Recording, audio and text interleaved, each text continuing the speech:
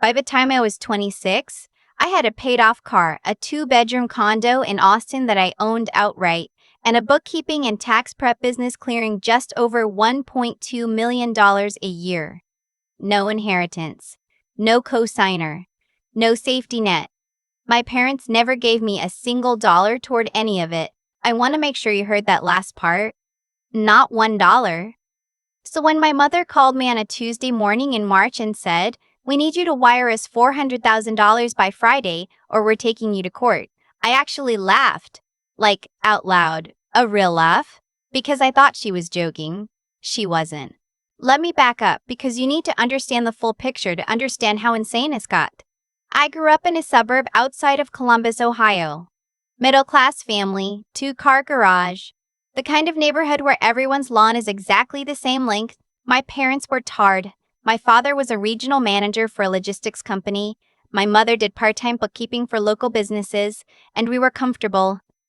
Not rich, but comfortable. And then there was my brother. His name is Marcus, and from the time he was about 14, every resource in our household quietly redirected itself toward him. Marcus was going to be an architect. Marcus had talent.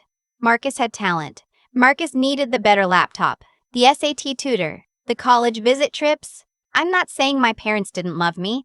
I think they did in their way. But when there was a choice to be made about who got the extra attention, the answer was always Marcus. I went to Ohio State on a partial scholarship and took out loans for the rest. Marcus went to Syracuse on my parents' dime, full ride, covered by them.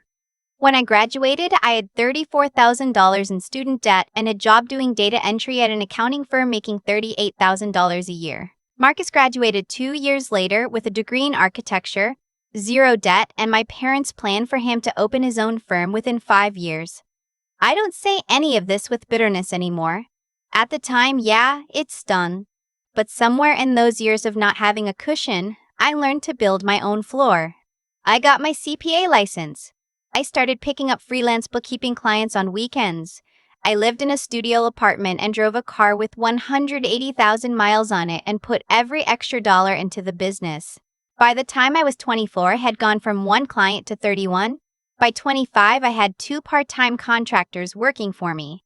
By 26, the business had crossed 7 figures and I bought my condo in cash. Meanwhile, Marcus's firm had opened, with a $120,000 loan from my parents and was bleeding money. I want to be fair here. The commercial real estate market in Columbus had taken a hit. Marcus wasn't incompetent, but he also wasn't particularly business-minded, and he had never had to manage money carefully because someone had always managed it for him. Within 18 months, the firm was $200,000 in debt on top of what my parents had already given him. My parents had also co-signed on a lease for the firm's office space and on a line of credit. They were exposed. Badly. And that is when my mother called me on that Tuesday morning in March. "We need $400,000 by Friday." I asked her to repeat herself. She did. I said, "Mom, what are you talking about?" And she explained it to me in the calmest voice I have ever heard her use. She and my father had consulted a lawyer. They believed they had grounds to recoup a portion of the costs associated with raising me. Food, housing, education-related expenses, healthcare, and were prepared to file suit if I didn't agree to a settlement of $400,000 to be used, she made clear, to bail out Marcus's firm and cover their co-signed obligations. I sat down on my kitchen floor. I don't know why the floor.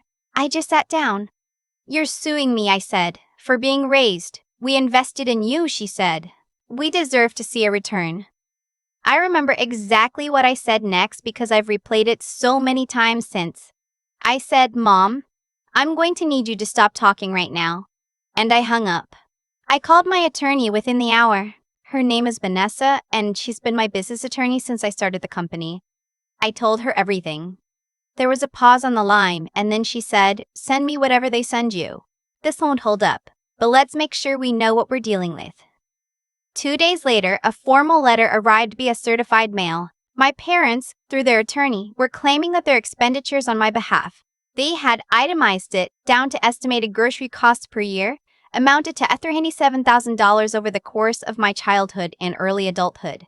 And that given my demonstrated financial success, they were entitled to restitution. They had a number attached to emotional damages too. I read the letter 3 times. Vanessa called me after I forwarded it to her and said, "Okay, this is almost certainly going nowhere in a U.S. court. Parents have no legal claim to reimbursement for the cost of raising a child. But they're going to make your life unpleasant in the meantime, and their attorney isn't incompetent. They framed this creatively enough to get a filing date." "What do we do?" I asked. "We respond," she said. "And we start documenting everything." I want to tell you about the part that actually broke something in me, because it wasn't the lawsuit. The lawsuit was insulting and absurd, but it was also abstract, paper and legal language. I could put that in a box mentally and deal with it. What I couldn't put in a box was my brother. He called me 3 weeks after the certified letter arrived. Marcus, who I had not spoken to in almost 2 years at that point. Our relationship had drifted, and I'd accepted that.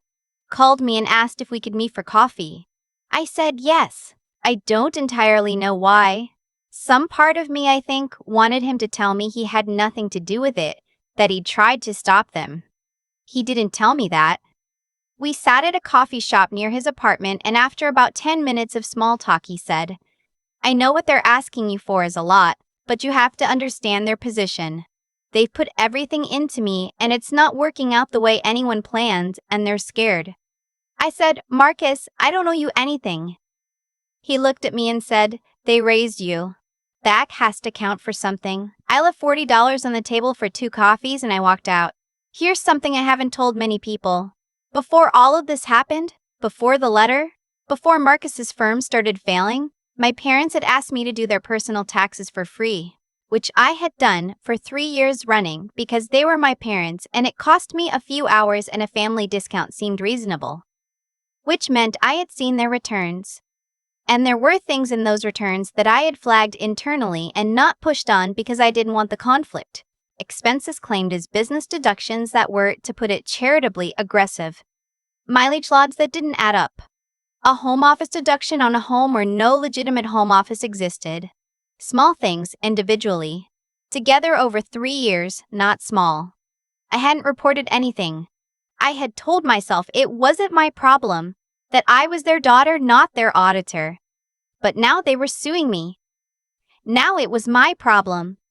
I called Vanessa and told her what I knew. She was quiet for a long moment and then she said, "I want you to think carefully about what you want to do with that information." I said, "I already have." The civil case dragged on for 4 months. Every step of it was expensive and exhausting, even though Vanessa was confident we would win. My parents' attorney filed motions. We responded. A judge reviewed the initial claim and, as Vanessa had predicted, found no legal basis for the raising costs reimbursement. That portion was dismissed, but my parents didn't stop. They pivoted. Their attorney filed a new claim arguing that I had benefited professionally from my mother's bookkeeping business, that her early career had, in essence, inspired my own, and that I owed something for that intellectual inheritance. It was a stretch so thin you could see through it, but it cost me another month and more in legal fees. And during all of this, my father showed up at my office. I leased the top floor of a small building in central Austin. I have 4 full-time employees now and a waiting list of clients.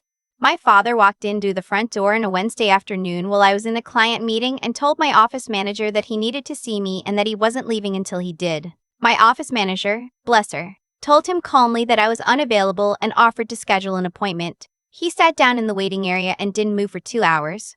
When my meeting ended, I walked out and looked at him sitting there and I felt something I didn't expect. Not anger, just a kind of enormous, quiet sadness. This man who had taught me to ride a bike, who used to drive me to the library on Saturday mornings, sitting in my waiting room trying to pressure me into giving him money to save his other child. I sat down across from him. "Dad," I said, "I'm not going to settle. I'm not going to give you money to cover Marcus's debt. That's not going to happen." He said, "You're going to let your family fall apart over money." I said, "You started this over money." "Not me." He left. The next week, my office was broken into over a weekend. Nothing was taken, but files had been moved. My office manager had left physical copies of 2 client folders on her desk, and they'd been opened. Nothing obviously removed, but disturbed. I reported it to the police. I upgraded the security system. And I called Vanessa. There is a particular thing that happens when someone you love makes themselves your enemy. You grieve it even while you're fighting it. I was depositing invoices and reviewing payroll and fielding client calls during the day and then going home to an empty condo at night and sitting with the fact that my parents, the people who taught me to say thank you and yes ma'am and look people in the eye, had itemized the cost of my childhood and sent it to me in a certified letter. I won't pretend I handled it perfectly. There were nights I didn't handle it at all. There were weekends where I didn't leave the apartment. I called my best friend Simone more times than I can count. Usually late. Usually not saying much. She just stayed on the phone. But I kept working. Because I had built something and I was not going to let it be dismantled. 5 months into the legal fight, my parents' attorney withdrew from the case. I don't know exactly why. Vanessa suspected the bills had gotten too large and my parents couldn't cover them. But the civil case collapsed without their representation. The remaining claims were dropped. On paper, it was over. It didn't feel over. Because I had made a decision about those tax returns. I want to be clear about my thinking at the time, because I know some people will have opinions about this. I didn't report my parents to the IRS to hurt them. I didn't do it out of revenge, exactly. I did it because I am a licensed CPA and I had first-hand knowledge of what I believed were material misrepresentations on federal tax filings. And I had spent months telling myself that wasn't my problem, and the truth is it was always my problem. Not reporting it wasn't neutrality. It was complicity. So I submitted a detailed report to the IRS. I included documentation. I outlined the specific irregularities across 3 years of returns, the inflated deductions, the mileage discrepancies, the home office claims, and I submitted it through the proper channel of my name on it. And then I called my parents and told them what I had done. My mother cried. My father said nothing for a very long time and then hung up. Marcus texted me an hour later. It just said, "How could you do this to them?" I wrote back, the same way they could do it to me. I want to tell you how it ended, because I know that's what you're wondering. The IRS opened an audit. I'm not going to share the specific outcome because honestly it's still ongoing and involves legal matters I'm not going to put in a public forum. But what I can tell you is that my parents' financial situation has become significantly more complicated than it was, and that Marcus's firm closed 4 months after the civil case dropped. He's working now for another architecture firm as a junior associate. I heard this from a mutual friend. I don't know how he feels about it. I think about him sometimes. Not with anger, just with this hollow feeling I can't entirely name. We grew up in the same house. We ate dinner at the same table. I used to help him with his math homework in middle school, but he sat across from me at that coffee shop and told me that being raised by someone counted as a debt. And I can't unknow that about him. My parents have not contacted me since I reported them. I don't know if that's because of the audit or because there's nothing left to say. Maybe both. I still live in Austin. My business is doing well, better than well. Actually, because that year of fighting the case also made me angry enough to work harder than I ever have in my life, which turned out to be useful. I have 6 full-time employees now. I just signed a lease on a second, larger office space 2 blocks from my current one. I upgraded the security at my current office, front and back, with cameras. My office manager jokes that we could staff a small surveillance operation. People ask me sometimes if I regret any of it. The IRS report, the way it all went, whether I should have just settled to make it stop. I understand why they ask. It would have been easier in the short term. $400,000 is a lot of money, but it wasn't money that would have destroyed me. I could have paid it and kept the peace and had something that looked like a family. But here's the thing I keep coming back to. The moment I would have written that check, I would have agreed with them. I would have said, yes, you are right, I owe you for existing. I owe you for the diapers and the groceries and the pediatrician visits. I owe you for being alive and inconvenient. And I don't. I didn't ask to be born. No child does. You don't get to run a tab on someone's childhood and hand them the bill when they finally make something of themselves. That's not love. That's not even parenting. That's a transaction, and I was never told I was part of one until it stopped being profitable to pretend otherwise. So no, I don't regret it. I regret that it had to happen at all. I regret that the people who raised me looked at what I had built entirely on my own. The late nights, the early mornings, the years of going without. And their first instinct was to see if they could take a piece of it. That's the part that stays with me. Not the legal fees, not the sleepless nights, not even the break-in at my office. Just that look on my father's face in my waiting room. That certainty he had, like he was owed. I started this company alone, at a secondhand desk in a studio apartment, with a laptop that took 4 minutes to boot up and a client list that fit on a post-it note. Every single thing I have came from those early mornings and those late nights and those years of not spending money I could have spent and choosing the harder thing over and over because I believed it would eventually compound into something. It did, and it's mine. Not because I'm exceptional, not because I got lucky, because I did the work when no one was watching, and I kept doing it and I didn't stop. No one handed it to me, and no one is taking it back. I've thought a lot about cause and effect since all of this happened. Not in a dramatic way, just quietly. In the background, the way you turn something over in your hands when you're trying to understand the shape of it. My parents made a choice when Marcus and I were growing up. It was a small choice at first, an extra tutor here, a better laptop there, and then it became a larger one, and then it became the entire architecture of our family. They decided slowly and then all at once that one child was the investment and the other was the overhead. And every decision they made after that flowed from that original one. The $120,000 loan to his firm, the co-signed lease, the itemized letter they sent me in a certified envelope. All of it was downstream of that first quiet choice. That's the thing about the decisions we make. They don't stay where we put them. They move. They compound. My parents thought they were managing a resource.